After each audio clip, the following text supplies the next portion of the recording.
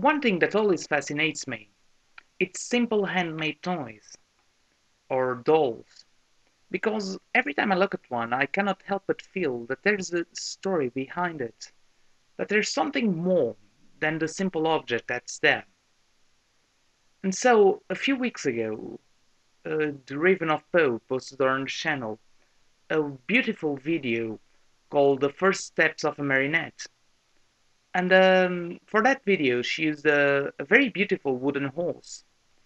And I looked at it and I couldn't help but imagine a story for it. It was almost instinctive. So I ended up writing that story. And then I decided I would make a video based on that. If, and Jennifer was kind enough to let me use some images of her video, for which I am very, very grateful. So the story that follows is the story I imagined for that marionette. It's also the story of what happened to a very famous horse. I think everybody heard of it. Black Beauty. After he died, and also tells a story of what happened before he was born. The name of this story is The Soul of a Marionette.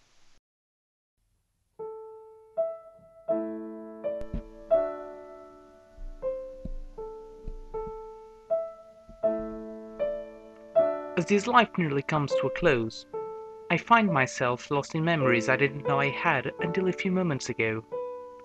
When I first told my autobiography to Miss Sewell, I was just a black horse, and the furthest I could remember was a meadow, a lake, and my mother. But now, in my last few moments on this earth, I seem to recall another life, some other existence in some other time. I feel I haven't always been a beautiful black horse. Not in those days.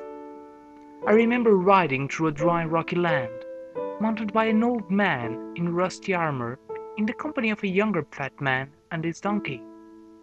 I remember inns that were poorer than I've ever been in this life. And windmills, for some reason. Just images. The old man respected me despite my shoddy broken body. He treated me like a noble horse, and God knew I wasn't one. There was a lot of riding without destiny, little drink, less food, and no rest. But I felt important. I had a purpose, an ideal. I was part of a legend, or so the old man said in his dreams. Dreams. And what is everything if not dreams? I'm entering a tunnel right now, riding towards a shape that looks at the same time like a giant and a midget.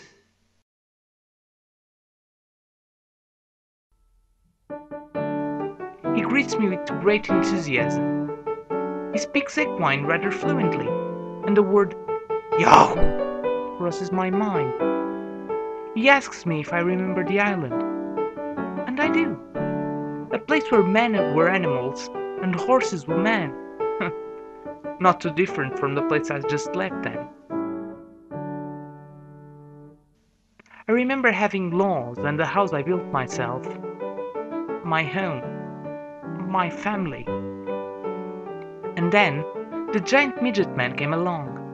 He shattered my whole world by being polite and civilized.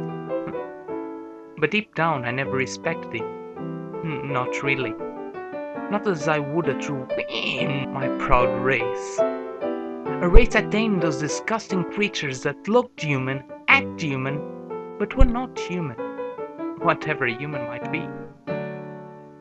Then, both a gentle yow and the tunnel disappear, engulfed by a light as bright as I have never seen before, or at least, not in a very long time.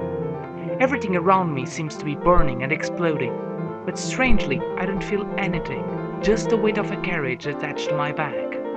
A flaming chariot. I know I'm back in the past, or maybe a past, probably the furthest I could ever go. I cross the sky, driven by a beautiful young man. At my side there are 3 more horses. They look made of fire, just like me.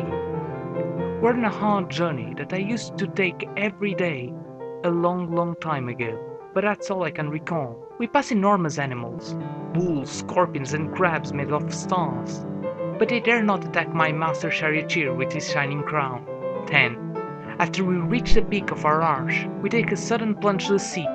Several hours pass like seconds, and as the waters close over me, the darkness engulfs me, and all is gone. Then there's light. Not the supernatural light I had felt before, but real light, from the real physical world. I seem to have eyes again. As they become accustomed to the natural bright, I notice something odd. I'm now inside a workshop, but the perspective is all wrong. I seem to be only a few inches tall. Yes, I am. My body, I notice, is not made of flesh. I don't seem to be a real horse at all. Not anymore. After the man finishes his work, he takes me somewhere, and as we pass a small mirror, I see myself. A tiny wooden marionette, and realization dawns. My first impression was wrong. I am a real horse, more in fact than I've ever been before.